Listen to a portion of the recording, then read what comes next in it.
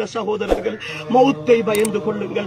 ஒரே ஒரு வசனம் உங்களுக்கு ஞாபகப்படுத்தி முடித்துக் கொள்கிறேன். அல்லாஹ் சொல்லுகிறான், இன்னா நஹ்னு நுஹ்யில் மௌதா வ நக்துபு மா கத்தமு வ ஆதாரஹும். நாங்கள் தான் மரணித்தவர்களை எழுப்பச் செய்கிறோம்.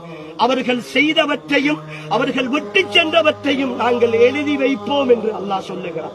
முகநூலில் நீங்கள் பதிவு செய்துவிட்டு யாரோ ஒருத்தனை பற்றி அவதூறு எழுதிவிட்டு அரசியலின் பேரால் நையாண்டி செய்துவிட்டு மீம்ஸுகள் கிரியேட் பண்ணிவிட்டு ரீல்ஸுகள் போட்டுவிட்டு இசைகளையும் சினிமாக்களையும் போட்டு நீங்கள் கேவலப்படுத்திவிட்டு இந்த கபருக்குள் வந்தால் உங்களுடைய முகநூல் இருக்கிற காலமெல்லாம், அதை படிக்கிறவர்கள் படிக்கிற காலமெல்லாம், அது தொடர்ந்து வருகிற காலமெல்லாம் இந்த கபருக்குள் வேதனை செய்யப்பட்டுக் கொண்டே இருப்பீர்கள், தண்டிக்கப்பட்டுக் கொண்டே இருப்பீர்கள். அல்லாஹுடைய விஷயத்தில் விளையாடாதீர்கள், அல்லாஹுடைய விஷயத்தில் விளையாடாதீர்கள்.